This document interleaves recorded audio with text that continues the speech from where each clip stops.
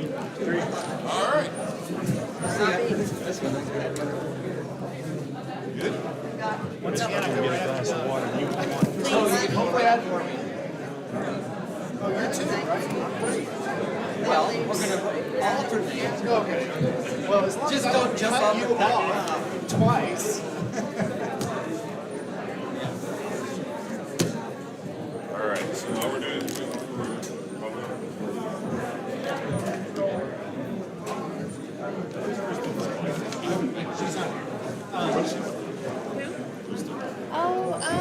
Just kind of tall. So where is it? Is it being broadcast live? whatever juice says. Can we go outside? Yeah. Yes. Great. I'll write it down. Then when I'll announce it, everybody.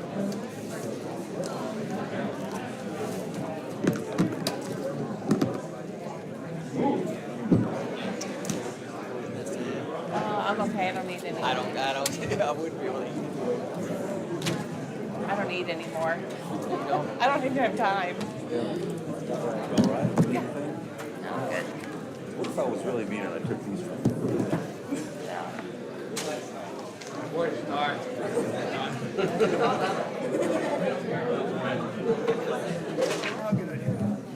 Thank you. I didn't fill them up. I hope that's okay. Oh, no, that's fine.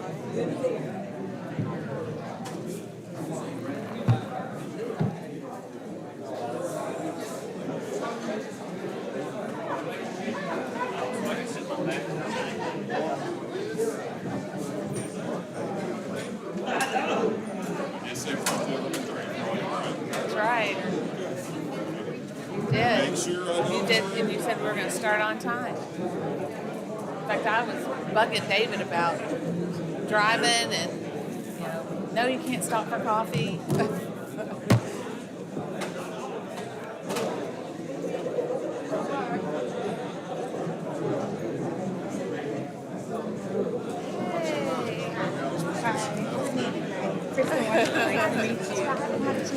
Thanks for being here. So much. Thank you. Hey, you got this. Thank you. Kristen, watch the mic. Okay. All right, everybody, y'all take your seats. We're gonna get this thing kicked off. Everybody take your seats, get your food, get your water, get your drinks. Get everything. We got 5 out of the 6 folks are here, so we're starting at 11:30. So we'll get this thing kicked off. I want to start by recognizing some of our sponsors for today. GEUS, everybody from GEUS, can y'all stand up? Tammy's already standing up. So they've done this pretty well for us all these years. This is our 11th event, by the way. And they always broadcast this live on GEUS YouTube. GEUS YouTube, if you guys want to send it over to your folks. And then they also save it, and you can go watch it on YouTube later as well. Also, anybody with the Greenville Board of Development, stand up. They're helping sponsor all the food, so please stand up, be recognized for your Greenville Board of Development. And then, of course, we have Glenda's, once again, for all the food. So thank you, Miss Glenda, for the food. All right, real quick on the Hunt County Economic Development Alliance. Our mission is to communicate important issues related to economic development in Hunt County. We do not support any political positions. We are here strictly to provide education to Hunt County in the area of economic development. Okay? So I want to make sure y'all understand that. We're not a PAC. We are not any kind of affiliation with any side, any party, any person. The organization is 100% non-biased, and all we do is provide events for the community. And this is our 11th event that we've done since we got this thing restarted. Could everybody from the steering, we got 16, I'm not going to listen to them. Everybody from our steering committee for Hunt County EDA, please stand up. There we go. Yeah, Paul, you're back there in the back. But we got like 16 of us, and we meet once a month to put these things together and figure out what the community wants to see, and it's all done by that steering committee. All right, here's the way it's going to work. These supposed to be 6, got 5 candidates, are going to have 3 minutes to open up with their opening statements. Now, they have been instructed, how many times? 11 times at least, that The topic of the discussion is Hunt County economic development. Every one of them has received the position papers that we put together for 23 that we took up to the Capitol. They all got the position papers. They all know what Hunt County's issues are. So they have been instructed multiple times. That's Christy said 11 times. I don't know if it's that bad. But anyway, they're going to open up with 3 minutes of what they can do, what they're going to do for Hunt County for economic development. Okay? Then we're going to have 5 preset questions for them. Each of them, in a rotating basis, is going to answer these 5 set questions that we've created. And we'll rotate them through, and they're going to have 90 seconds. Now, the last question, I told them all that if we have enough time to be done by 1 o'clock, and we might, with having one less person up here today, the last question can be used pretty much as a closing statement, so they could use that as a closing statement. But once again, about economic development. Economic development, okay?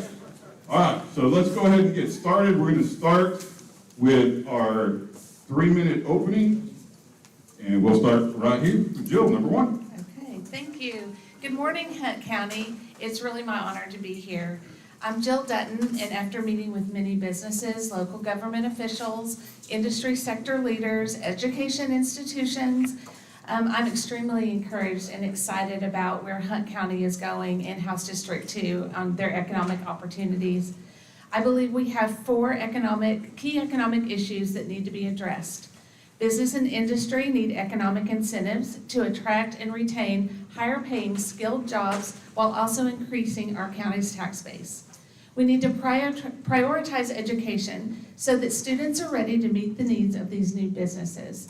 We need to fill healthcare and teacher shortages and support the expansion of skilled trade programs. And number 3, support small businesses, encourage entrepreneurship. Forbes has ranked Texas the number one state for small business growth, and we can encourage growth by helping the county administrate, develop, and make available for state loans and grants. And finally, provide energy that is reliable, reasonable, and realistic, in a realistic balance between renewables and fossil fuels to ensure our homes are safe, comfortable, and a desirable place to live, while critical business and industry stays open during extreme weather conditions. Hunt County is on the verge for substantial population and industry growth. Therefore, the need is great for a strong representative that will proactively advocate for growth and retention. Hunt County has forward-thinking leaders in our local governments and industry sector. But we need a state representative that will truly support local control. We have great public schools, an incredible regional university and junior college, and they want to meet our workforce needs and produce successful, well-educated students. But it's going to take a state representative to champion education, work to remove barriers, advocate for funding, and coordinate education-business relationships. I plan to be that state representative who will carry us forward. I'm a small business owner and entrepreneur. I'm a former public school board member and graduate of a regional university. While as a school board member, our board called an election to build a career and technology center in my community. That election was overwhelmingly approved by the taxpayers. Van's Career and Technology Center is now graduating students into careers in vet tech, farm tech, real estate, welding, carpentry, and agriculture, and more. I have the experience, the knowledge, the work ethic, and the good relationships to accomplish our economic needs and goals for Hunt County's bright future.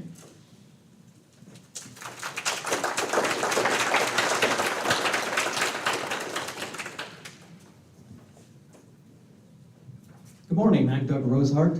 Many of you I know, so it's nice to see some familiar faces here. My wife Carol and I have lived in Greenville for almost 40 years.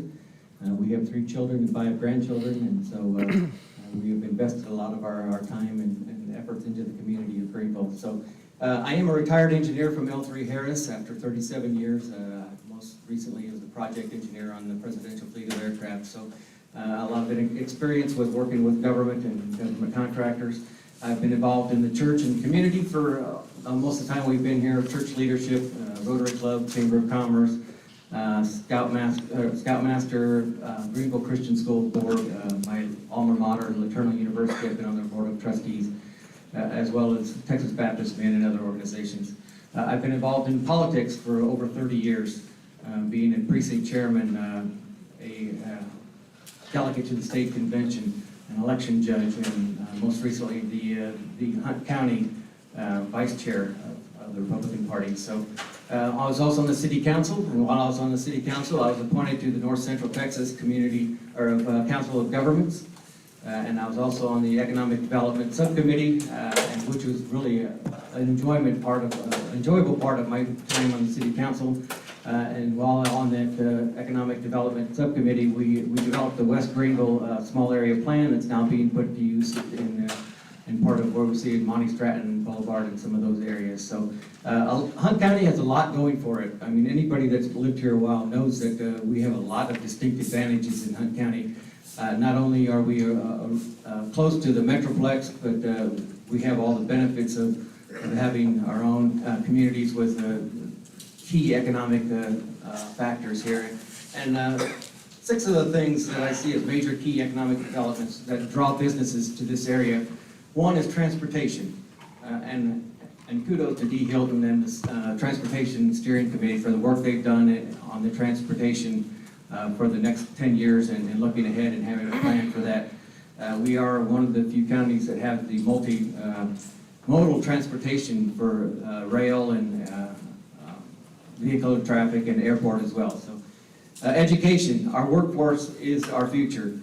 Workforce of our students is the future of our businesses and our community. So having good K through 12 schools, community college and university, healthcare is the number 3. Infrastructure, number 4, with electricity, broadband, water, roads, bridges.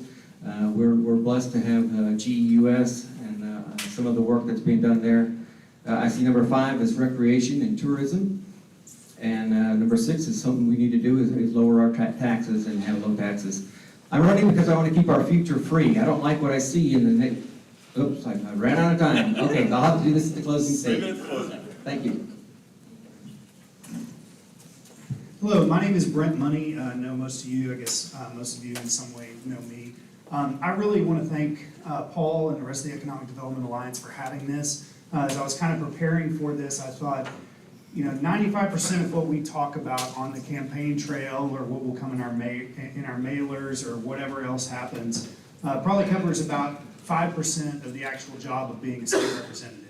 Most of what needs to be done as a state representative is representing the people and organizations and groups that are represented in this room. And that's something that I've been doing really for the past 17 years of my life. I've been to the Hunt County Days almost every time in the last, I think, nine Hunt County Days. I've served on a lot of the committees that made up reports like this. And so I know how important it is to this community to have a representative down there who is engaged and listening to the needs of this county and the other counties in this district. I've been there where the representative did well. I've been there where the representative did not so well, and sometimes when they did really, really poorly, listening to the needs of this community. And so I'm very aware of the importance of this job. I also know more about economic development and what it has meant to this community than most of the people in this room. As a city attorney, as a city council member, I worked closely with the people that wanted to come to our community, whether they ultimately were able to make it here or not.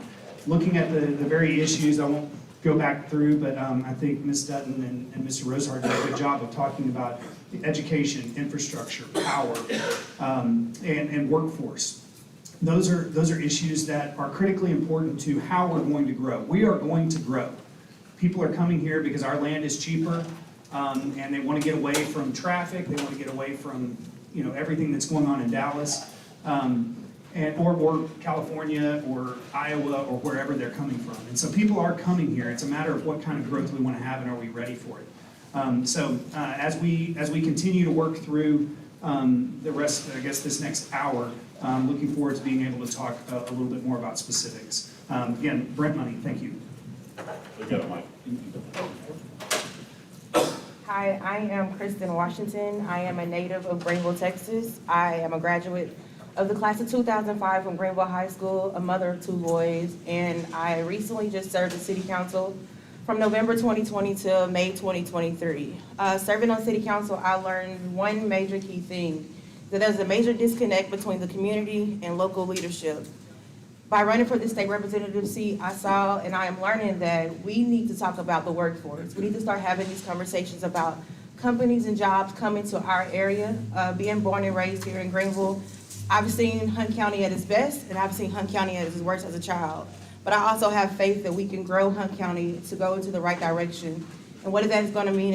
What does that mean to me? That means that we need someone with common sense to go to Austin, to be able to speak to those and speak on behalf of those in Hunt County to what we see and what we know. We know that we have land here.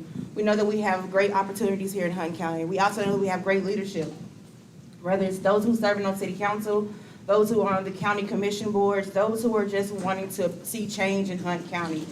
What that looks like for me also is addressing the mental health issues that we have in Hunt County. Whether we want to admit it or not, we have a major problem with healthcare.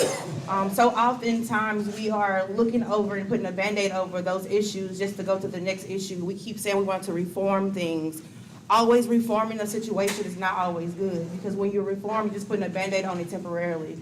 So I plan on addressing the workforce. I plan on also addressing the public education sector. In Hunt County alone, we are losing more teachers, and I've witnessed firsthand by working in the Workforce Solutions Center that there's nobody who's interested in taking on the education courses. There's nobody who's interested in fulfilling that dream and that challenge of making the world better again by making bright education choices for our children. So I want to be the one that encourage people, encourage teachers, and encourage those young teens coming out of high school to pursue the education career. There's still hope, there is still joy, and there is still peace in knowing that being a teacher is a great option. There's also a great peace in knowing that when you are sick, you have doctors who care, who will take you in. You won't just be looked beyond what you're going through. We also need to address the infrastructure problem. We have a failing infrastructure, and how do I know that? When the pandemic hit and we had to go to online school and businesses had to operate pretty much off internet access, we lost that access. Some businesses lost their jobs, lost employees, and a lot of teachers and students lost time in education. So it's time that we address those, and I plan on going to Austin to address those concerns. Yes, I'm young, but I'm young and I'm ready to learn. I'm ready to see the new perspective, and it's time that we get new leadership in office.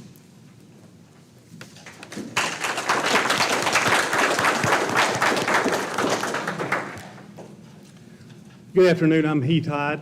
I'm an attorney and cattleman in Sulphur Springs. And Hunt County has the opportunity to really develop just based on its location with Interstate 30.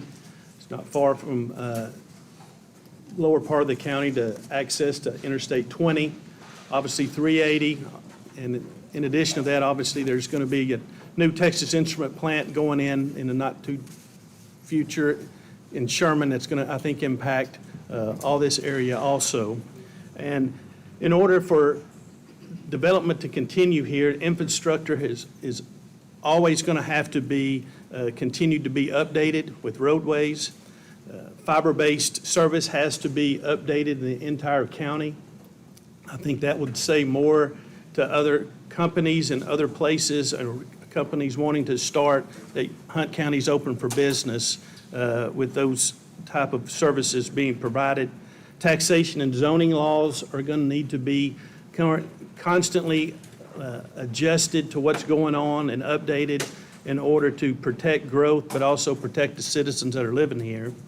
Hunt County schools, it's already been mentioned, and junior colleges and universities need the support and the resources in order to provide for a viable workforce for existing companies and companies that have a desire to move here.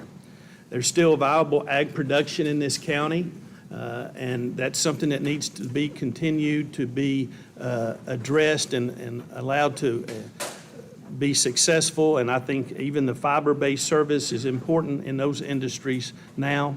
And as more Texas farmland is disappearing because of development and other issues, it's going to be more important for what we do have to be as efficient as we can. And that's something that Hunt County is going to need to continue to work on. In order for businesses to succeed, you've got to have a good law enforcement and good medical services.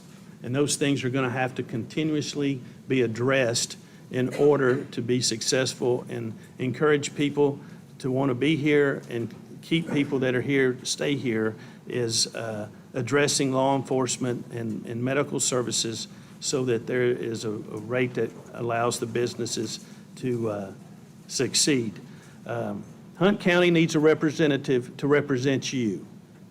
Hunt County needs a representative that gets Hunt County a place at the table again in Austin. And we haven't had a place at the table in a long time. And I believe I'm the candidate in these different areas and the experience and background that allows us to be able to get involved and get what opportunities that exist that would enable us to benefit the best we can. All right. Cool, we're already ahead of schedule, guys. So, mainly because I didn't talk much, which everybody loves. So we're going to actually extend it to 2.5 minutes for answering these, the next 5 questions, okay? So you're going to have 2.5 minutes. You got your timekeeper here. So, Doug, you're up next, my brother. Yes. It's a little difficult here, that's. You know, I was thinking the same thing. I'll tell you what. Here you go. That'd be very helpful.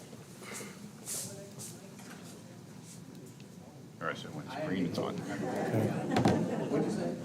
There we go. I'll talk on this mic because I'm not that important. So, here it is. Doug, you're up next. Here's the question for all 5 of y'all to answer, and you'll have 2.5 minutes, okay? What do you feel is the most pressing issue in Hunt County? What do you feel is the most pressing issue in Hunt County? And once again, you have 2.5 minutes, timekeeper right there. Well, based on the people that I've been talking to door to door, by the way, I've knocked on over 1,000 doors so far and meeting people in the district, and I do ask, excuse me, as much as I can, what do you feel is the greatest needs in our district? And a lot of it is the taxes.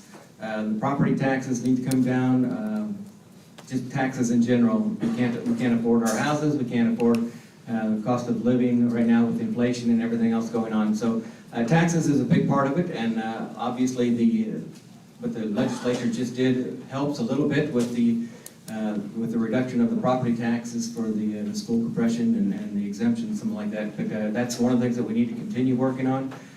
I guess the next things we hear is border security, but that doesn't really affect directly Hunt County, although we are seeing some of the results of that as well up here, and that's going to affect the whole state. So I guess that's it.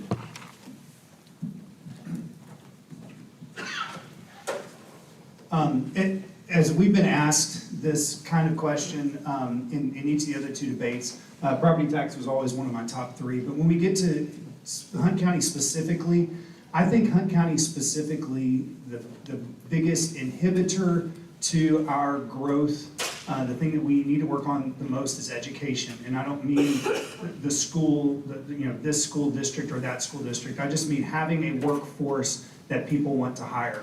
We have a low unemployment rate, which is great, but the problem is that means we don't have a lot of people, looking for work. So it's harder for bigger companies to come in and find the workforce that they need. I think the property taxes for this area, our local officials have actually done a pretty good job of keeping taxes low. So still work to be done. I think the state should have done more in the last session to lower taxes, from the school tax perspective. But I think that the Hunt County has several years in a row, up until this year, hit the no new revenue rate. The city of Greenville has been at or right around that no new revenue rate for many years. And so I think that's been done well. Talking about education, and I think taxation and commerce is one of our great underutilized assets here. It's utilized well by a lot of people, but I think that as it's grown and has developed partnerships and relationships with Greenville ISD. It can be used more. Expansion of the nursing program and things like that would be outstanding. PJC, I think also, I have two children who have taken dual credit classes education kind of training classes for technical. I think that's something that is good. When I was a city attorney, we worked with L3 at the time to develop an aviation mechanics program there to meet their needs. I think that kind of partnership is very important as we grow our workforce. You said green. Better for y'all, I can't tell colors. Okay, that's great. What do I feel is the most pressing issue in Hunt County? Again, coming from someone who worked at the Workforce Solutions Center, I would say our workforce is one of the major issue problems. My generation, we want to work. We want to be trained. We want to get out of the stigma that we don't want to do anything, that we're lazy. But how can we do that when there are no jobs available in Hunt County? Most times when working at the workforce as the case manager, one thing that I saw was it's easy to get people to come in and say that they want to get a job, say as a CDL driver. But where are those jobs located? They're having to leave Hunt County to drive 2 hours to work and drive back to Hunt County. That's an issue for us. It's also an issue when you have single parents who are trying to go to school, take care of their kids, trying to work, and you're only making $70, $50 an hour. Then you're trying to get in training to go to school to better yourself and to better your family. But once you complete that, what happens? You're still without a job. We have a major problem in Hunt County with we don't have enough jobs. This is a perfect place and a perfect opportunity for big name jobs to come in, to set up shop here in Hunt County and to be able to fill those needs for those of us who want to work. But again, our major problem is going to be the workforce, and along with that, it's going to be internet broadband access. Though there is an infrastructure fund that is being done right now by our president, we need to focus on those small businesses that rely on internet access. In Hunt County, depending on where you are, you will be maybe minutes without internet access or maybe hours without internet access. That's business revenue that is lost. Another thing that I think that we have a problem with, and I'll say this again, the pressing issue in Hunt County is our homelessness. People are homeless. People are losing their jobs. They have nowhere to go. They have nothing to do. So what do they turn to? They turn to crime. They turn to drugs. And then that becomes another issue and another problem in Hunt County. We can't address one problem in Hunt County without addressing all the problems in Hunt County. So I believe that our workforce, bringing jobs here for those of us who want to work, those of us who want to retire in Hunt County, those of us who want to be able to say, hey, I worked and I built a company here and I stayed there and I got family revenue going in this position. We need to bring that back. We need to bring back those jobs, bring back the love and the passion that we had for building jobs and bringing jobs and securing jobs and just making sure that we all understand the revenue of how important it is for those of us who actually want to work to be able to have those jobs here locally to work. I agree with a lot of what everybody has said so far, but I'm going to reiterate again that the public schools need all the help that they can get in order to create a workforce for this county throughout the entire county. I think that's very important in order to get a workforce adjusted is through the public schools. And also, as much growth as Hunt County has had as far as residential areas and new businesses, zoning has to continue to be looked at, because if it's done wrong, the new development can hamper other development. And I think that's something that's always got to be addressed, and making sure that the new development is being done in a way, and things are done in a way that are good for the county and done in a way that is supportive of future growth, instead of just a one-trick pony as far as where something was built and access and how it interacts with the other infrastructure and roads, and that has to be addressed also in regards to, again, and that also plays into the fiber optics and the development there, the zoning and how those things are done so that it allows other things to grow besides just that one structure. After visiting with many of you that are in this room, I believe that one of the most important issues economically is to grow our businesses and our industry. If Hunt County will invest in industry and businesses, they will in turn invest in us. And a lot of these issues that my opponents have already spoken about as their number one issue, those will also be captured by just the pure growth. It will, by attracting businesses and industry and investing in them, it will grow the tax base and that will lower our taxes. They will partner with education and that will create the workforce that we need. It will also bring forth the money that we need to grow our infrastructure. It will help us with the broadband. So that's my belief, is that if we can invest in industry and businesses and grow that, and part of that is reinvesting in the Chapter 313. I know that sunsets at the end of this year, and the legislature has grown that just a little bit. They've reinvested in that. However, it's not as broad as it was. It's been pared back, and we're gonna work on that. And I can't make any promises going to the legislature, but I want you to know that I do believe that that is one of those issues that if we can again invest in industry, invest in purposeful, strategic industry, bringing them to Van Zandt County, it will create the workforce, it will invest in our education, invest in our community.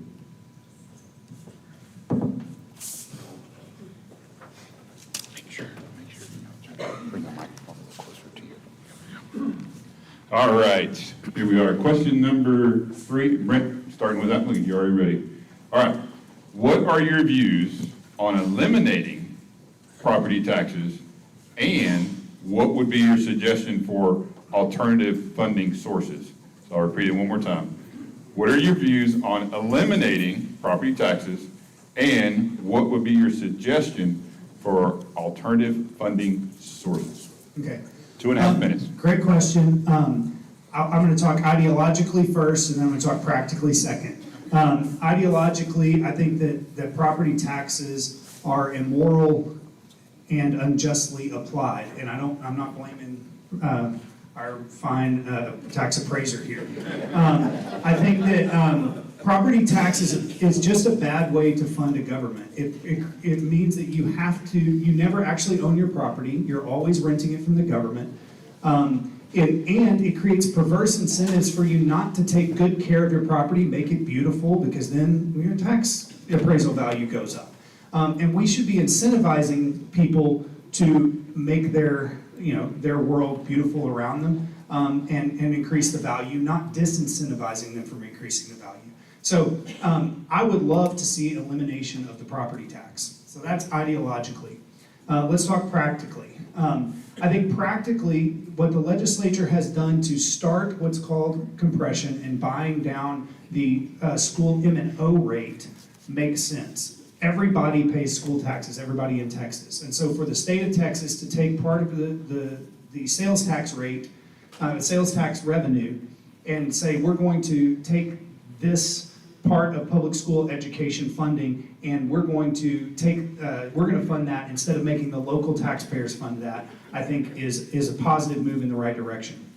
But at some point, the state doesn't have enough money to eliminate that tax. So there are a number of programs out there, I've got 1 minute left, to discuss the types of things you can do to eliminate property taxes. I do not want an income tax. I don't like all of that. There are some one-time fee things that can be addressed, but I think we're a long way away from true elimination of especially city taxes, special district taxes, and like the hospital district and things like that, because the state can't just take over that funding. You're still going to have some sort of local funding. And so I'm ideologically in favor of it. I'm interested in hearing proposals that would work toward that, but I don't want to add a new tax, and I don't want to replace it with an income tax or a raise in the sales tax. Sales tax rate, sales tax is a regressive tax that disproportionately affects poor people, so I wouldn't want to raise those taxes.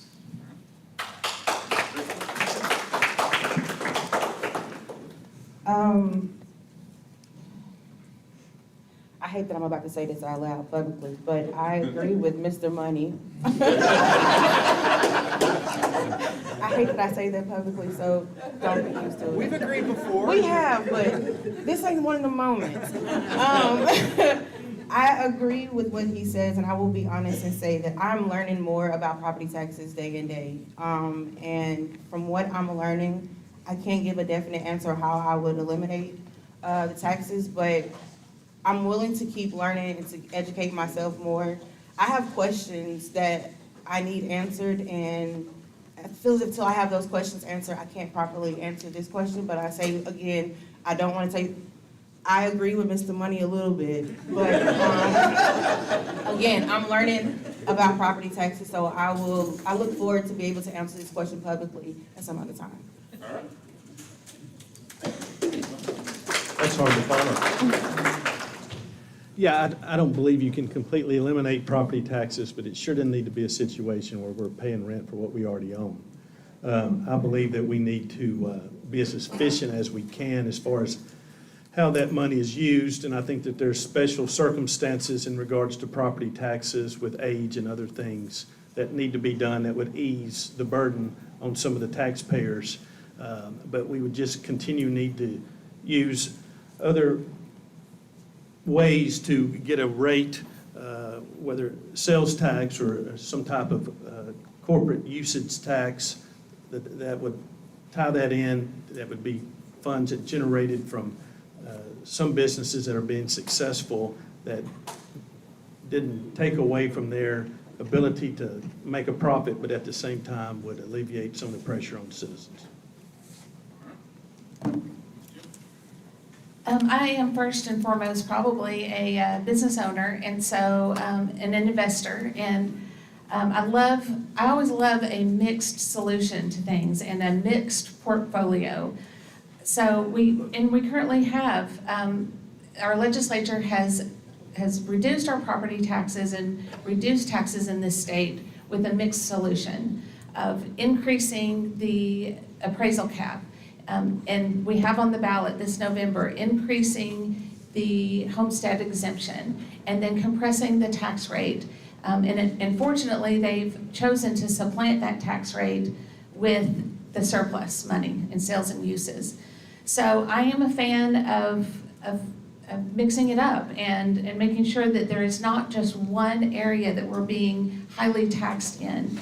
I have heard TPPF's plan to compress the tax rate down to zero by increasing the sales tax. And I'm very concerned about doing that because, one, that messes with our economy and it messes with people just needing to buy and sell goods and feed their families and take care of the things that they need. And so I don't think that that is the greatest of solutions.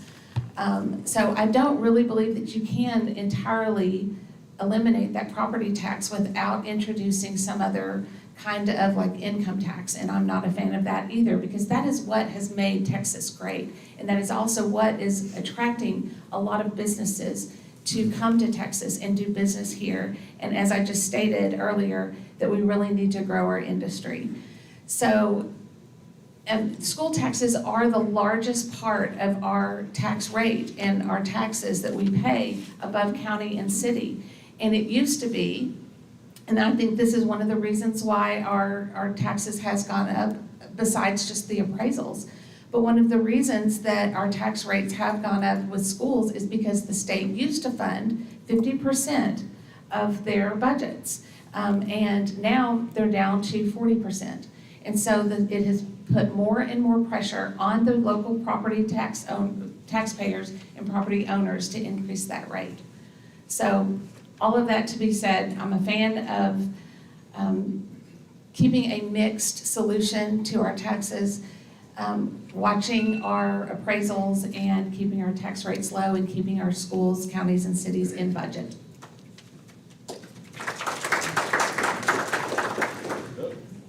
While there is a distinct advantage going last on these things, sometimes you get a lot of time to think about what you're going to say. The disadvantage is everybody said everything that you've already wanted to say, so it's very hard to distinguish because I think we all believe the same thing on this one. But Yes, I am on board trying to reduce the property tax to get it down to zero if we come up with a plan. And I think probably the best way to do that is to start first, like we've started with the school property tax. And I think we could probably do that within the next 4 or 5 years by gradually whittling away at the way we've done it this last time with the tax compression. I don't know that we would ever go away from the municipalities, the county, the special districts, as far as getting away from ad valorem taxes for that. So I don't really see, I know there's plans out there, I've read them, the Huffines plan, some of the others, as far as getting rid of your property tax within 10 years. Some of those are good. I just don't see that happening in the near future. There are some other things that we need to do for taxes. The franchise tax, we need to allow for more exemptions for that and reduce that to allow our businesses to grow and not to penalize them. But I think everybody else has kind of said the other things that I wanted to say on this.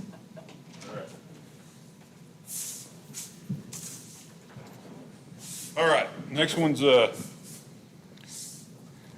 this one's really pretty open for you guys too, and Christian, you're gonna go next. So what are your views on education?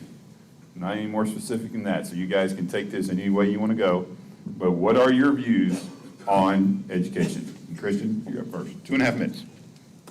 What are my views on education? I feel as if oftentimes we forget the small people and the small things, that we forget that in education, it requires time, it requires patience, it requires a strong-willed person to be a part of the education system, no matter whether you're an actual teacher, no matter whether you're working in the cafeteria, no matter whether you're a bus driver. It takes a lot, and I feel as if we are forgetting about those individuals. We need to invest back into their passion and their love. We need to invest back in and understand that times have changed. It's a scary situation right now where you can go to school, you can be enjoying class, and then within an unknown amount of period of time, there can be a school shooting. And we're not addressing it with those school shootings, or we're not addressing the mental effects that are happening on our kids and on our teachers and on educators. We're not addressing that. And I feel as if until we address those issues, until we address the pay, teachers are not being paid what they should be. Inflation has caused everything to go up. And we are not paying our teachers, so they want to quit their jobs. We quit their jobs and we don't have no way to teach our kids. We don't have no way to teach our kids. Then as parents, we're frustrated because what are we going to do now?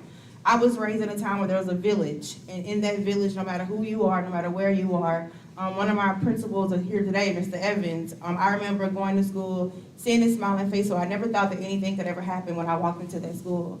I remember walking into class and always seeing a smiling face and a teacher who was excited to teach me. But nowadays, you have teachers who are afraid to open their doors to the classroom. You have teachers who are afraid to even say hi to a student because they may be retaliated against. You have students who are afraid to go to school and actually say they have a learning disability because you may be laughed at. You have programs in schools that are suffering because you don't have enough teachers to teach the course. We need to address that. And if we don't address that right now, then we're going to lose everything that we've all worked so hard for. I know that when I was young, my parents worked hard for me to have the best education I could. And what did that look like? They looked like my parents giving up some of their time to ensure that when I was at school, I had everything that I need. When I came home from school, we actually did homework. We actually sat down together and we did math, and I made my parents mad when I got into AP classes because they didn't understand what I was doing. But they knew that it was gonna benefit me somehow. As a single mother, I am afraid of what my son may get or run into at school because we don't have the necessities we need.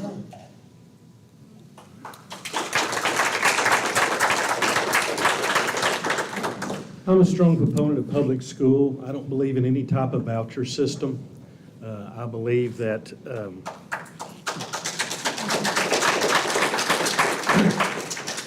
in this district, when I've been going around and visiting with people, that's one of the biggest things. And the Texas Constitution since the 1870s has said all kids in Texas are going to go school free. That's in the Constitution. And we've talked in here about workforces and how important it is, and I believe any system voucher system would take away from that. It would take away from the public schools. I think there's a chance that some public schools wouldn't exist, and I think that would really hurt some communities. Some of these communities would disappear because the school's what ties them together. And there would be kids that would be left out if we changed the system instead of trying to better the one that we have. And I would just be a proponent of trying to make the system we have better, make it better for teachers. And one way to encourage them to get more people wanting to teach school is to ensure, number one, they're going to be safe at school, and number two, that they're going to get paid more for being there. And that's the easiest way to get people to be more involved in teaching, is to do that. And those would be the things that I would be supportive of and not back down on, because I think it's that important in regards to our schools and making sure that the kids got an education, and an education that would allow us to reinforce our workforce.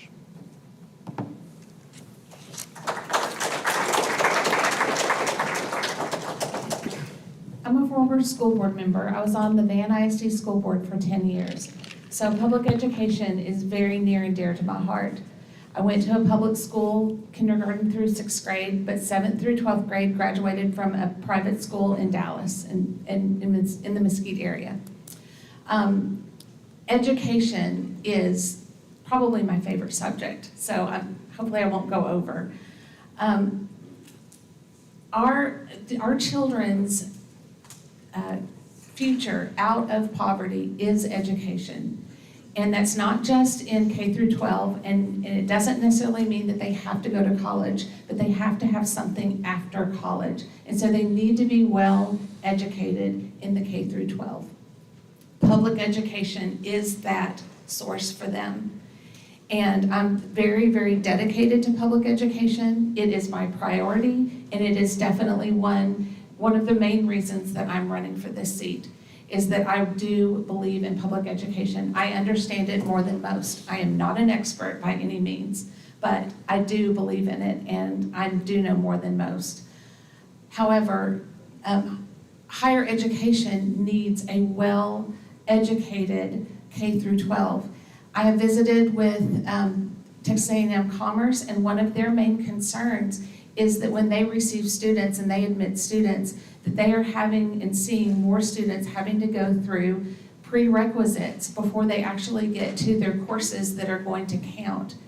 And I believe with all of my heart that part of the reason for that is because we have this punitive STAR test that is taking up most of the time in having to prepare for that STAR test. Our students are being stressed out, and they are spending way too much time worrying about that STAR test. So one of my number one priorities as a state representative is I want to see that STAR test replaced with a true teaching tool, one that is a standardized test that will measure at the beginning of the school year, the middle of the school year, the end of the school year, to actually see what they have learned and see their progress. Another hindrance to teachers being able to just teach. They just need to be let loose to teach. Part of what is really hindering public education right now is a punitive A through F accountability rating. Yes, public schools, we need accountability. We need to know where our tax dollars are going, what they are going for, and how it's being measured. I told you I'd try to go over.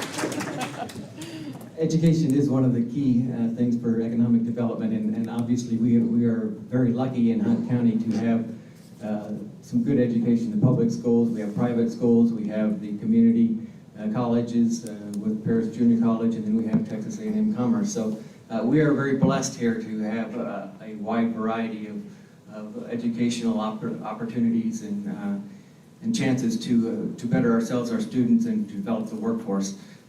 The teachers, we need to work on the shortage of teachers and to provide for more educational training for the teachers and recruiting and getting teachers plugged into the school systems. We make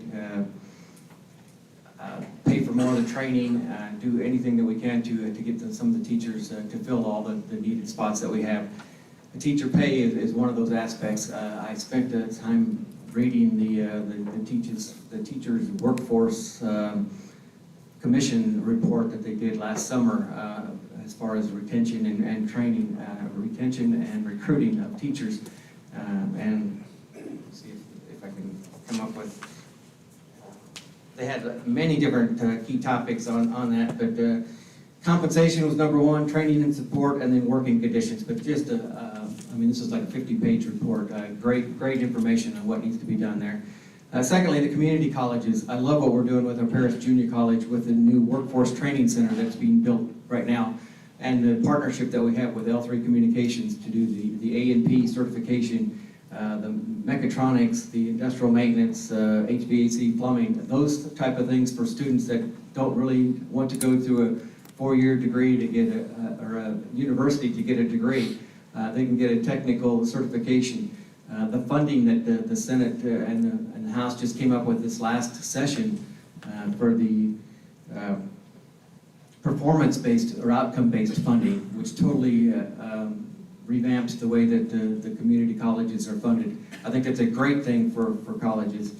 And then finally, with the Texas A&M Commerce and working with PJC, PJC has all their courses mapped to go directly from PJC to A&M Commerce. We've worked in partnership with, or L3 Harris has worked in partnership with Texas A&M Commerce to develop an electrical engineering program, and we're just lucky to have the educational opportunities that we have in this county. All right. Can I finish? Oh, yeah, go right ahead, Brent, sorry. I was doing math over here, sorry. No problem. I appreciate what everybody has said up here. I agree with a lot of the investments that we need to make in our local schools. Everybody has pretty much been talking about the schools themselves and things that we can do from a policy perspective to fix those. I want to address something that I know is not going to be extremely popular in this room, but I think it's very important. And that is, I think we need to focus on the student, not on the system. And so our school system, I've been knocking doors to, different people have different views. There's a lot of people that think it's great and it's serving their kids very, very well. There's a lot of people that think it's not, and it's not serving their kids very well. And we do need to do what we can to improve those. But the best accountability is not a test. The best thing to determine whether a school is good is not putting all the kids in the room and making them fill in their circles with their number 2 pencils. It's engaged parents deciding what's best for their kids. I've been a public school educator here at Greenville High School for 3 years. I'm sorry, two school years. It was a long time ago, and I'm not trying to say I know everything about there is about education, but I've been there. I've been through the testing, and I've seen kids that succeed and kids that don't. And the biggest difference, and I think everybody in here would agree, is engaged parents. And so my kids have been educated at public school, private school, charter school, homeschool, and have taken dual credit classes at PJC. I think every kid should have those opportunities for the parent to say what is best for them. And I will tell you, studies have proven in the 30 states that have had some sort of school choice program that public school performance increases, public school financial outcomes improve. It is not a death knell for public schools. It takes kids who shouldn't probably be in the public school for whatever reason. They're not connecting well there. If your kid is doing great in the public school and he's in the band and he's or she's in the robotics program or whatever, they're going to stay there. If they're not working, giving them an opportunity to go somewhere else is the best thing for the kid, but it's also the best thing for the school. So I'm for funding the students, not the systems. There's a lot of ways to do that, and I'm not saying I agree with all of them. And I'm interested to hear from the educators how those programs would affect your school. But it's important to me that we put the parents first. All right, y'all done really good on staying on time and haven't had to say anything. It's awesome. So we actually had an alternate question, and since we're short a candidate, we've got an extra question we're going to throw in to go along with the possible F6. So you're starting this one. What do you, and this has actually come up in some of y'all's responses to talk about, so what do you feel is the top infrastructure challenges and solutions for Hunt County? Now, when I talk infrastructure, not only transportation, but as some of y'all have talked about as far as internet availability and things like that. So what do you feel is the top infrastructure, including internet access, transportation, challenges and solutions that you have for Hunt County? And Heath, I'll let you go first. I would say that it would be the internet structure, because as things are changing, kids need it for things at school and studying at school throughout the entire county. And also with healthcare, things are changing now to where, especially in the more rural parts of the county, they're going to have to do visits through teletube and medical visits by television, and you've got to have the right fiber optics in order for that to take place. And I think that any companies coming to Hunt County or considering coming to Hunt County, that's one of the first things they ask is what's the capability, not only for the company, but also for their employees. And I think that that's something that has to be addressed because of the new reliance on that type of technology for school and for health issues.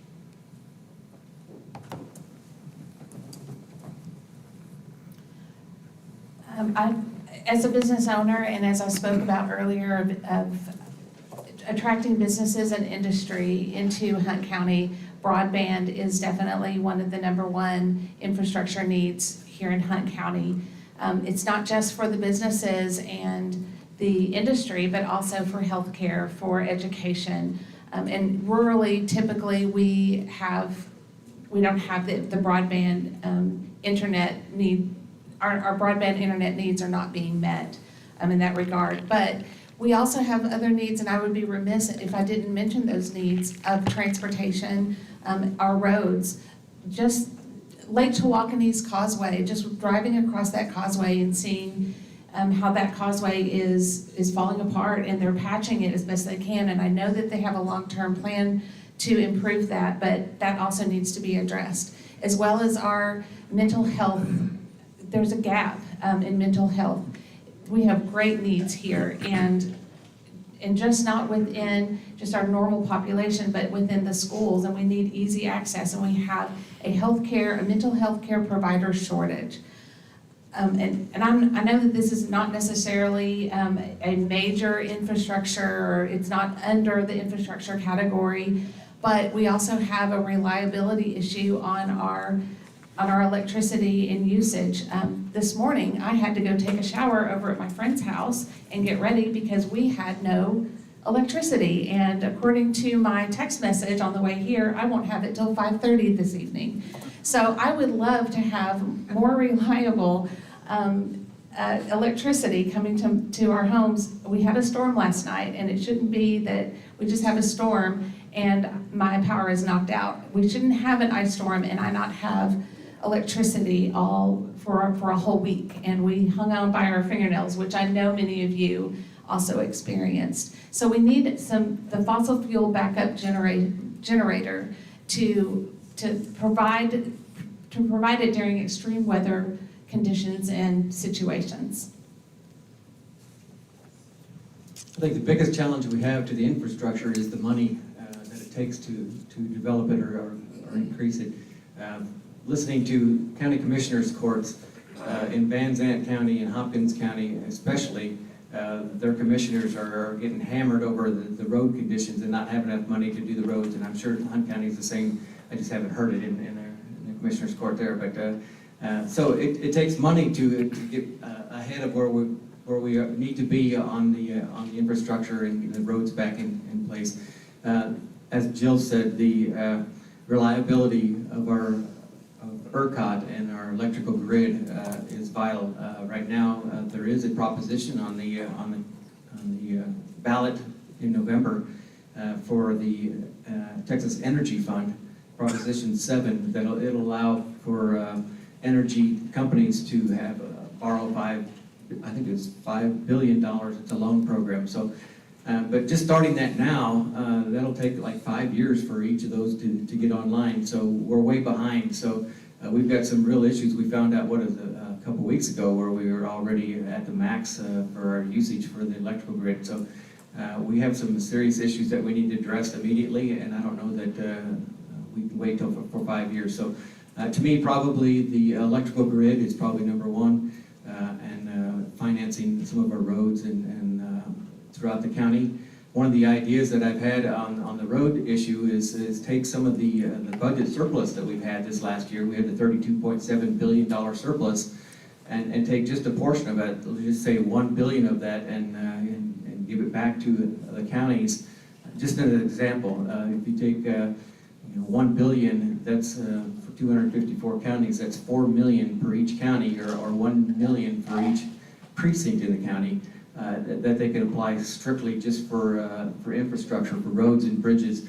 And so that's just an example of something I think we could do and use it as like a bonus, end of the year bonus. It wouldn't apply to the next year's budget.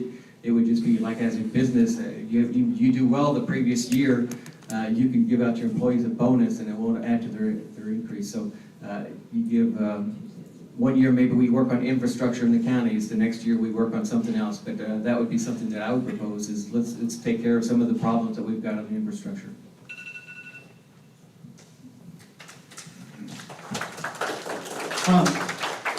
I'd like to address three things that have been discussed a little bit already, but road and rail, power grid, and internet. So I think our biggest challenge, especially as growth happens, is to have a way to move people and cargo around in a safe and efficient way. And we're already seeing, in Greenville at least, just how difficult it is to, at certain times of day, to get from here to there.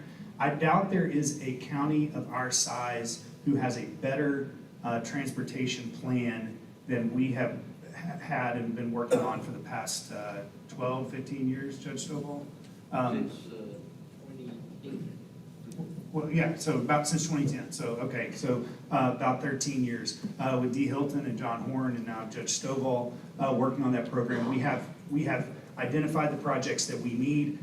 We're working to get them ready to let, and I think we're way ahead of where a lot of counties are because of good planning by our local officials and dedicated service by volunteer planners. So, but we need money, and we need a good relationship with TxDOT, and we need a good relationship with the legislature to get those grants. The power grid, we need more power plants. I mean, we just do. We're growing. People are coming to Texas, and we all know that Texas has its own grid. So we have to be able to generate our own power. I worked for years, as I know a lot of you did, on the Cobisa power plant here, that just could never be financially viable, not because of anything locally, but just because of the red tape that comes from Washington and Austin. We need to make sure that, I mean, if you've got natural gas, you've got water, you've got a need.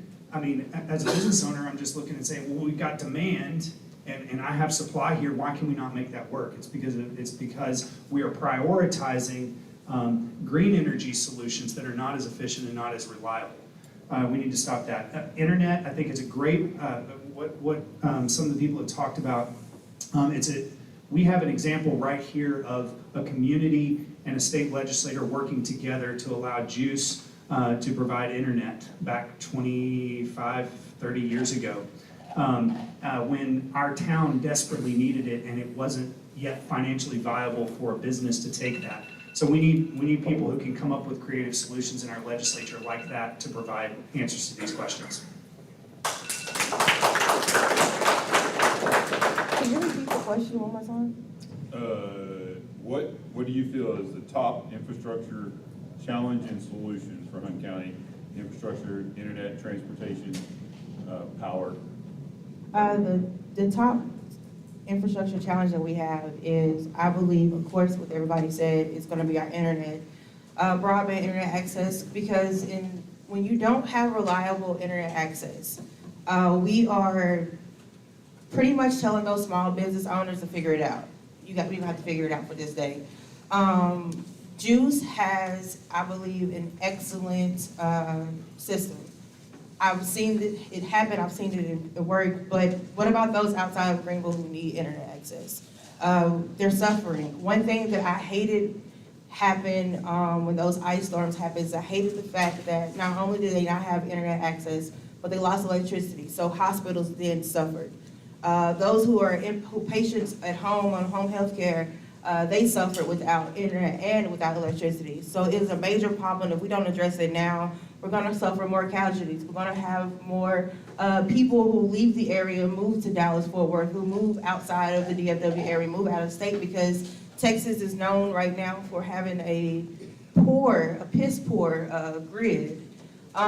This summer alone, we saw where within 1 hour you can be pretty much living your best life, but then you get a notification saying you have to conserve power, conserve energy. That is an issue. That is an issue when you are trying to work. That is an issue when you are a doctor trying to save someone's life. That is an issue when you are home watching a family member or a loved one die slowly because of the Texas grid. There is a problem. It's also a problem when you have, within the book, I've seen it within the 2023 and 2021, one thing that's been brought up is how mental health and mental illness is a major problem.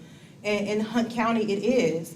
I've heard my father, who works for the county, I've heard conversations where it's sad that you have to watch kids or adults sit in jail because they can't get mental health access. They can't get a doctor to see them. It's also sad when you have police officers who have to act as a mental health liaison and they have no training. We need to address that issue. We need to address the issue that Hunt County will not get any better until we bring to light what we're suffering from. We're suffering from the lack of knowledge, the lack of funding, the lack of representation. My predecessor, he didn't care enough about Hunt County to speak up for Hunt County in Austin. That's a problem, because Hunt County suffered the most. Oh, it's just me. All right, next to the last question, and the last question, y'all can also kind of tag in as far as your closing deal. So Jill, you're starting this one. What is your position on tax incentive programs for economic development similar to the old Chapter 313 program? I'll repeat it for you guys. What is your position on tax incentive programs for economic development similar to the old Chapter 313 program? Go ahead, Jill, 2.5 minutes. Well, I've actually already brought this up earlier. Like I said earlier, if we invest in industry, they will invest in us. If we invest in business, they will invest in us. So if we will give further tax incentives for businesses and industry to move here, especially like the 313, I know that's been pared down. And like I said, I can't make any promises, but we do need to continue to invest in those businesses to bring them to Hunt County. They rise the tax base. It brings more people in that will be paying into that tax base. It helps our community. It helps our schools. When employers bring more jobs here, it creates a workforce. It brings more taxpayers. They end up, in turn, shopping with our small businesses, with our doctors, our lawyers, our small businesses, our grocery stores. It brings economic growth, and it brings the right economic growth to Hunt County.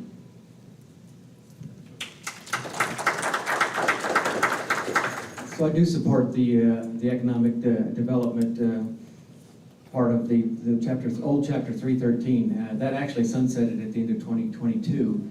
And this HB 5 bill that they just recently passed in the legislature, which is now Section 403 is what they call it, replaced that. And so it is not quite as good as the 313. There's quite a bit of differences from that, but it focused more on dispatchable energy type stuff, electrical generators, and it got away from the renewables, because 313, I guess it was abused quite a bit with the renewables and how they 2/3 of the funding from Chapter 313 was just renewables, and that was not the really intent of that. So the new one has some different aspects to it. There's less jobs that are required for our county. There's only going to be 10 jobs that would be required for each project. $50 million threshold, which is less than the previous. The full-time employee pay is less than the previous. So There is a program in place now. It's now going to be called the Project 403. There's also some other tools, incentive tools, the Chapter 380 and Chapter 381 that cities, Chapter 380 is for municipalities, Chapter 381 is for counties. And I know we use that as well here, and Hopkins County really uses that in their city for providing funding for some of the vacant lots and having people invest in those. So all of those aspects are good to bring in more businesses and to move the money around. So a lot of these things that we talked about today, it costs money. And so as a taxpayer, that I really want to reduce the spending and reduce our taxes. So it's a very difficult thing to decide which is viable and which is good. The economic development from these incentive programs, I think, is good because it does pay back more than what we actually invest into it. If we didn't do this, these incentive programs, our businesses, we would not be getting the businesses that we have here. They'd be going out of state to other states. And so, in fact, the whole Chapter 313 was started when Intel took their business elsewhere about 20 years ago, and we realized that we didn't have anything to keep people here or to draw people here. So it is a very good program, and I'm in support of continuing it and furthering it.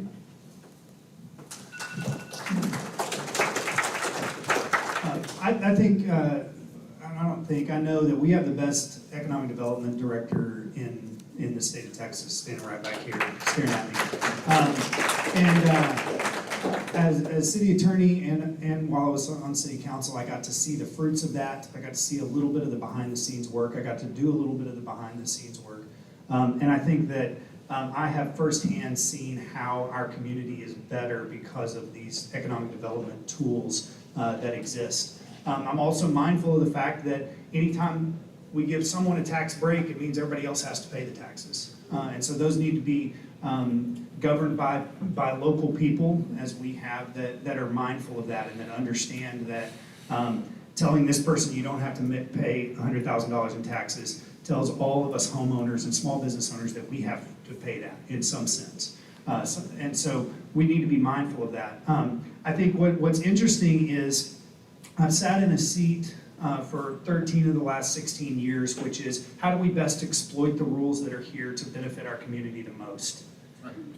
And now I'm sitting up here saying, what do you think the rules should be? And it's a little bit of a different question. And it's a question that I'm very interested in talking with a person I respect very much, like Greg Sims, about what those should be. As the economic development tax abatements have expanded into school taxes, that means that we've got businesses not paying school taxes. Once again, I don't like property taxes. I wish nobody had to pay them. I think the best thing we can do is to continue to lower taxes to the point where they're not such a large line item for our businesses. But in the meantime, my answer is I have a resource here who's very available, that knows this stuff better than anybody, and I would lean heavily on Greg and John and the other people here that I respect, Judge Stovall, Mayor Ransom, to see here's what they're proposing to do, here's what they're changing, how is this going to impact your ability to recruit people to our community, or just listening, hey, what do you think we need to do to change and recruit people to our community? How should the rules of the game be different?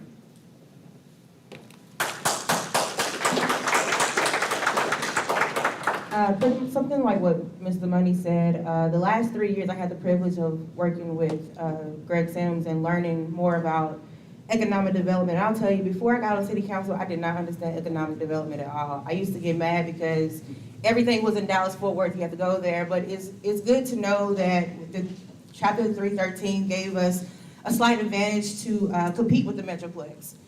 So the incentive program, I'm all for it. Like I say, working with Mr. Sims and hearing him explain how business can come to Hunt County and how jobs can become readily available. When I worked with the workforce, that was my cue to go to the workforce and say, hey, this may be a possibility. How can we ensure that we partner with the economic development to ensure that there's proper training, that there's proper education that's given for these jobs that are coming here? Also, it gave me a sense of joy knowing that I can go out in the community and tell others about what's happening and what's coming in Hunt County and get their perspective. So when I was reading about the chapter 313, one thing that really kind of stood out to me that, again, I didn't know before I sat on city council is we have to start having conversations with county, city, and the school districts. We have to make sure that everybody understands how working together can be a betterment for Hunt County. Why is that? Because if we all work together and understand the laws and understand the things that are available for us in Hunt County, then we can better position ourselves to be better and bigger than the Metroplex. Hunt County is growing, whether we want to admit it or not. And how we are growing solely is affected by the jobs that we bring here, affected by the education that we have available in locally here, because again, the workforce plays a major part in how economic development will better Hunt County in itself.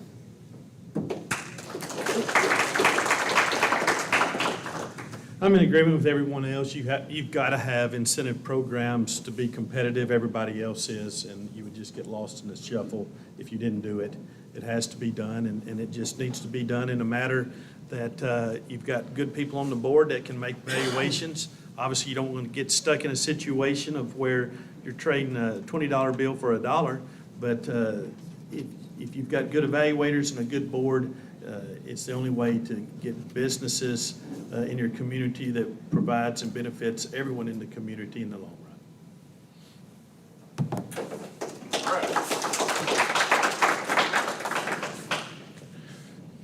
All right, last question. You finish this up right before 1 o'clock. And Doug, you get to start.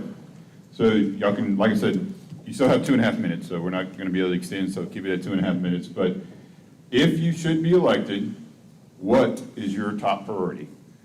If you should be elected, what is your top priority when you get to the Capitol? And you can use this as your closing statement as well. Well, my top priority is listening to the people of this district and representing them and finding out what's important to them. So I do want to say that I will listen to the people. As far as what I've been hearing around the district and what I'm focusing on is the border security. And this is something that I'm very passionate about and have the experience of working in the defense industry. And there's some things that I would like to do from the security standpoint in my background to help out with that. I mean, I've worked on the aircraft that we've done wide area persistent surveillance at the border, that we could incorporate that hasn't been done right now.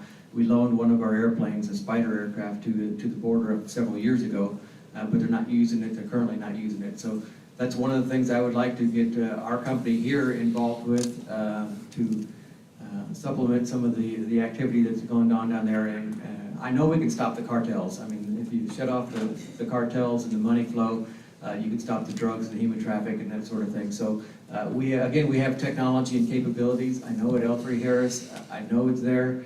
I know some of the equipment right now we currently can't turn on while we're in the U.S. because of U.S. laws. So we would have to work with the federal government on that as well. But I know you could track down and find the cartels and stop that. So that's my number one priority. But again, I want to listen to the people and I want to represent you. So what I started off with says I'm running because I want to keep our future free, and I want to be someone who will listen to and represent the people and businesses of this community.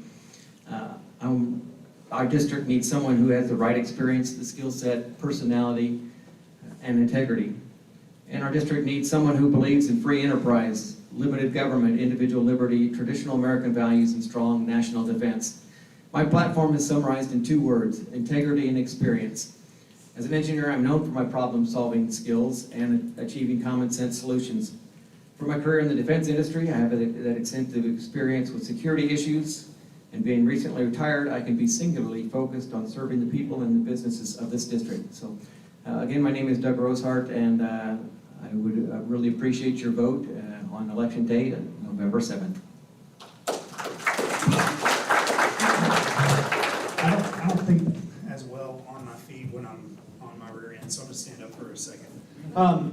my number one priority in running for this is having a representation that reflects the greatness of the people of Hunt County, Van Zandt County, and Hopkins County.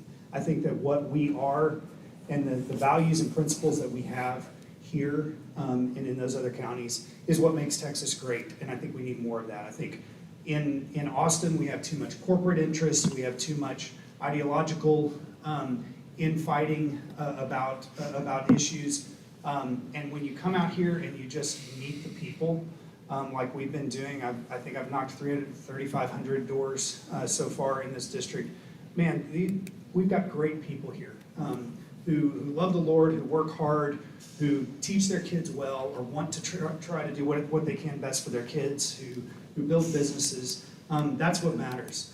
And so, as I think that a legislator can and should be able to prioritize more than one thing. You're going to hear a lot, I'm sure, over the next few weeks, and if you go to our websites or whatever, about the issues that are most important to us. And you know, it's all the hot button things: border security, election integrity, property taxes, you know, guns, abortion, schools, all of that kind of stuff.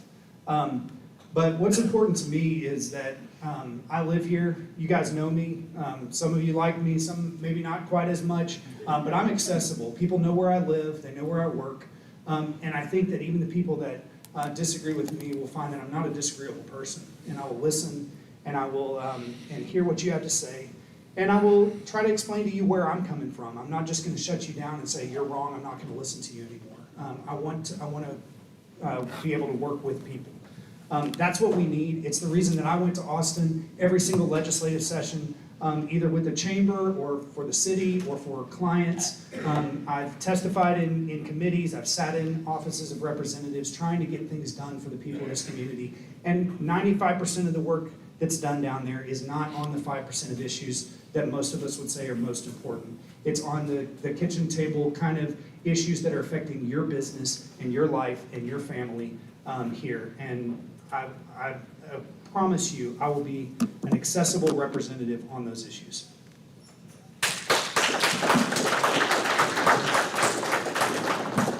When elected as your state representative, my top priority, no matter what anybody would ever say, is the people. So often we get so caught up in what the party wants and what the party needs and what the party sees happening, but we forget the people. And it is the people's job to ensure that I, as a representative for you, I know what's going on, I know what's happening. It's also my top priority to make sure that we never forget about our public education system here in the rural communities. It's important that we keep reminding everyone how important education is, whether you're a teacher, an educator, or a bus driver. Again, I'm gonna keep saying that because we forget those people. It's also important that we never forget, and we bring up this subject of our healthcare. Rural healthcare in rural communities is suffering at an all-time high right now. And if we don't get a grasp on this right now, then we'll slowly start to deteriorate away. And we need a representative who's not afraid to go to Austin, to speak up, to ask questions, to challenge what we don't understand. But we also need a representative who understands that being a state representative, that's the title. But my job is to walk beside my constituents. My job is to sit down and to hear you out and to listen fully and wholeheartedly to the problems that are happening, not only in Hunt County, but in Van Zandt County and Hopkins County. My job is to use common sense methods to take back to Austin, to make them use and see common sense at its best. One thing we've gotten away from is common sense. What does common sense look like? Common sense look like a person who's not afraid to just step up and stand out and to be the voice. To be the person who can say we have a problem, but how can we address it together? It is not my job to take on all the responsibilities of House District 2. It is our job to take on the responsibilities of House District 2 because we all live in this district. We all work, we all raising our children, we're raising our families in this district. And if we can't communicate with each other, no matter the party that we're a part of, then we will always fail when it comes to ensuring that we have the best representation. In the past couple of years, we have not had the best representation. We have not had a representative who is not afraid to come speak to us. We have not had a representative who is not afraid to ask us questions and how we feel in our day-to-day life. We need a representative who will do that just for us, who will come down off our high horse, who will sit down in our pajamas and have the conversations that we are all afraid to have with each other. And that is, how can we make this district better?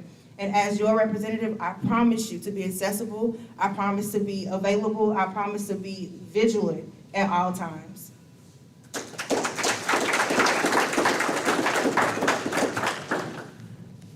As already been said, and I've already stated it once today, I think the most important thing when I first get down there is to get us a seat at the table. We've been ignored in this district for a long time because of the actions by our representative. And we need to be able to be on committees. We need to be able to be on the inside of what's going on in order to get things done that we need in this district. And that would be the first thing that I would try to do is, again, like I said, get a seat at the table and get us in a position to where we can be involved in things that help us. Obviously, the topics are the same, public education, protecting the border, all those things, protecting our property rights. But I represent you and what's important to you and the things that you need to be done and things that are going to come up. We all want our businesses to succeed. We all want our schools to succeed. We all want our kids to be able to succeed. That's what everybody's goal is in life. And I just want to be the advocate for you. I'm a person that's not afraid of a fight. I've done over 400 jury trials in my career. I'm used to conflict. I feel like I can promote our interest, and it's not something that I would back down for if that's what is important to this district. And I would just try to take that ability and experience, and I'm someone that would be trying to get and garner advice from you as far as what issues and what's going on and how does it really affect what's going on a daily basis, and use that information and the contacts that we would have in order to try to get what we want.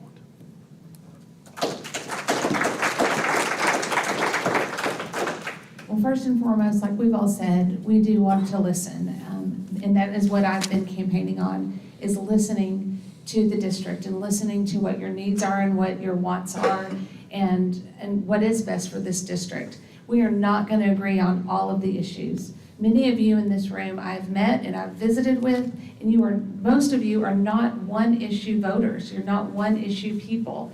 And I am not a one-issue candidate either. And while we may not agree on every single issue, I am going to respect your opinion, your perspective. And even though we may not agree on it, I am not going to change my core principles or who I am and what I believe in. And some of us in this room have already had those very tough conversations. And I am so glad that we have agreed to mutually respect each other's perspective. But like Keith Hyde just said, we also need to get down to Austin. I need to get down to Austin to start forming those relationships, to have the seat at the table. And I've already started doing that. I've already started reaching out and forming relationships with other House members and in discussions with them about what is going on in the upcoming legislative special session. So it's very, very important that we do get with each other in the Texas House to form some kind of consensus. We can be extremely conservative, and I am a very, very conservative Republican, but I also want to get some things done, and we have to work together to do that. Our economic prosperity here in Hunt County is only going to happen if we all work together here. The legislative representative, the local governments, the industry sector leaders, we have to work together. Every issue that we've discussed already today, they overlap in one way or another, and it requires all of our cooperation. Hunt County needs a state representative that can work with every sector and definitely not work against them. I will not use this office to retaliate or to settle any scores. As your state representative, I will support your priorities and not place legislative barriers in your way. As your state representative, I promise to listen and form relationships so when called, we can work together. And as your state representative, I will support and advocate for growth and jobs for large and small industries.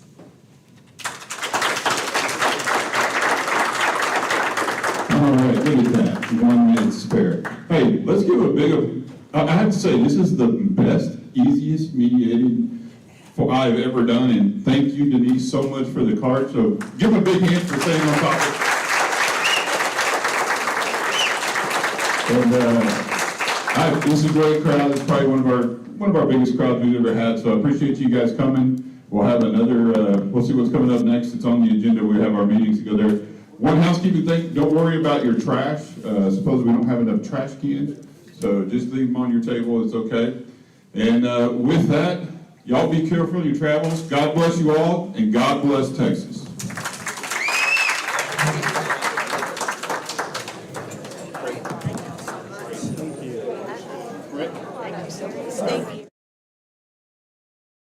This video has been brought to you by GEUS.